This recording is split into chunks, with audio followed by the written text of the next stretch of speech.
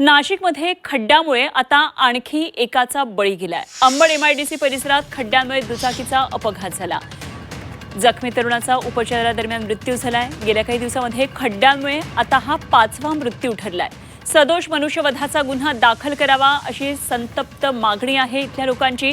नाशिकमध्ये खड्ड्यांचा प्रश्न आता ऐरणीवर आलाय। सातत्यानं खड्ड्यांमुळे अपघाताच्या घटना घडलेल्या आहेत आणि यामध्ये आता आणखी एका तरुणाचा मृत्यू झालेला आहे। या तरुणाचं दुःख झी24 तासनं त्यांची ही व्यथा मांडली आहे। तर नाशिकमधल्या या तरुणाचा मृत्यू झाल्यानंतर कुटुंबानं मागणी केलेली आहे।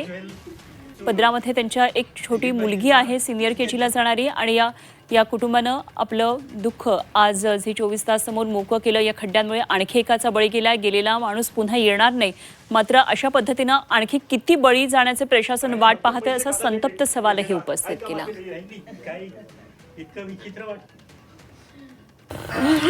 रस्ते नीट नसते कशाला आमच्या पोराचा सत्यानाश झाला असता हो। पण आमच्या तर गेलं, सगळं गेलं आमचं, आमच्या या पोरीसाठी।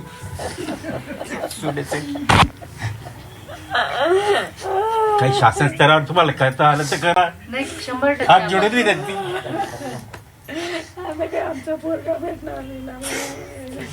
आमचं पोरगा थोडी भेटणार आम्हाला आज उज्ज्वल।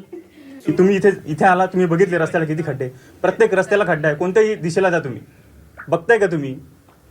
सामान्य व्यक्ती कसा जाणार आहे त्याच्यावरती? तुम्ही लक्ष द्या आणि सरकारने खरंच लक्ष घाला याच्यामध्ये। फक्त तुम्ही इकडच्या तिकडे काही करू नका। जे सामान्य जनतेसाठी आहे ना सुखी सोयी, त्या पहिले व्यवस्थित करा।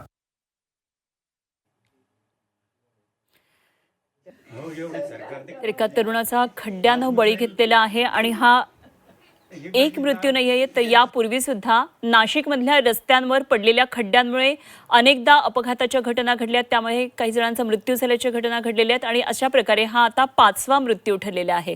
या तरुणाच्या कुटुंबानं आपलं दुःख व्यक्त केलं आणि एकंदरीतच नाशिक प्रशासनाला यामुळे जाग येणार की नाही असा प्रश्न आता उपस्थित होतोय।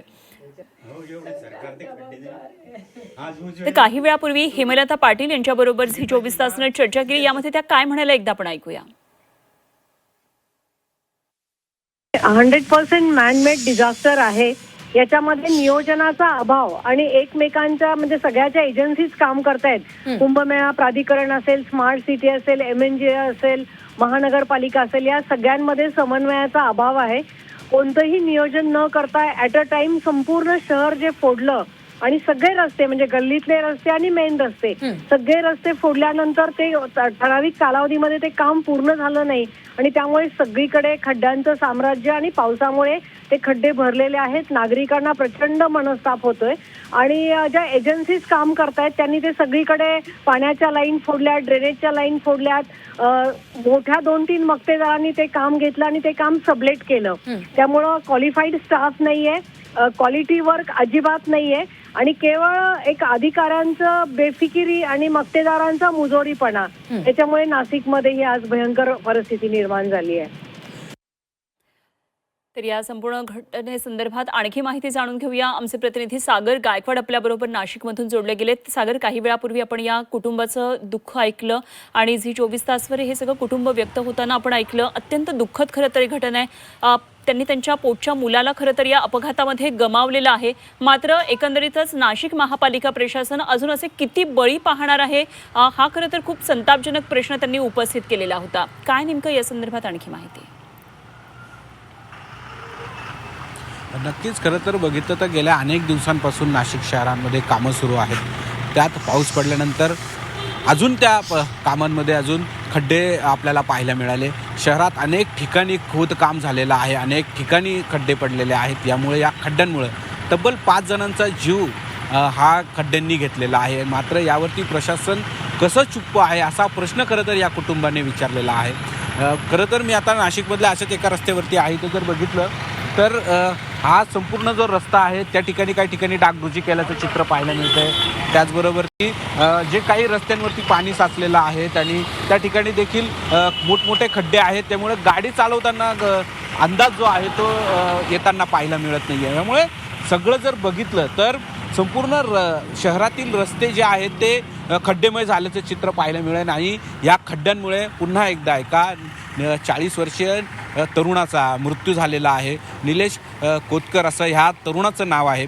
ह्या तरुण ज्यावेळी आपलं काम आटपून घरी निघालेला होता आणि समोर एक खड्डा होता आणि त्या खड्ड्याला चुकवताना त्याचा हा अपघात झाला आणि याच्यात त्याचा जीव गेला आहे. कुटुंब पूर्ण हळहळलेलं पाहायला मिळालं.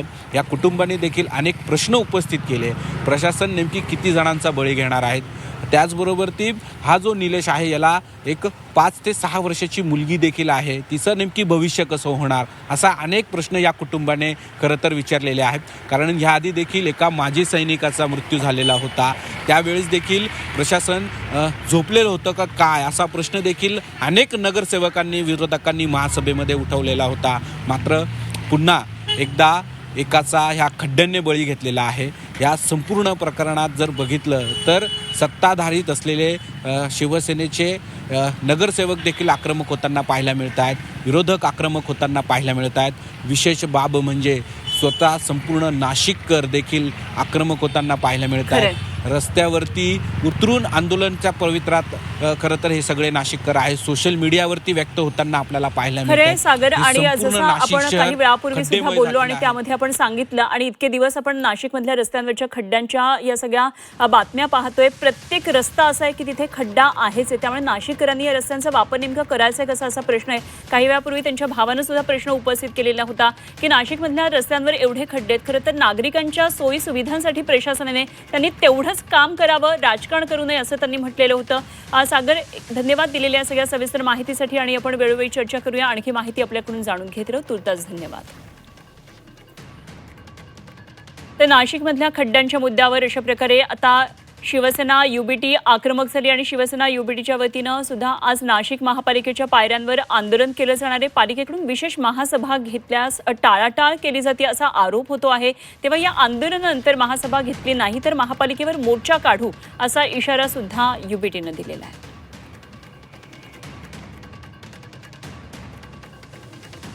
तर महासभा घेतली नाही तर मोर्चा काढू असा इशारा दिलाय आणि हा अत्यंत गंभीर आणि नाशिककरांच्या जीवाचा प्रश्न असलेला खरं तर मुद्दा आहे. तो म्हणजे नाशिकमधले जे खड्डेमय रस्ते आहेत त्या संदर्भातला. त्यामुळे या संदर्भात महासभेत उत्तर मिळावं असा युबीटीचा प्रयत्न असणार आहे. त्यासाठी आता युबीटी आक्रमक झाली आहे.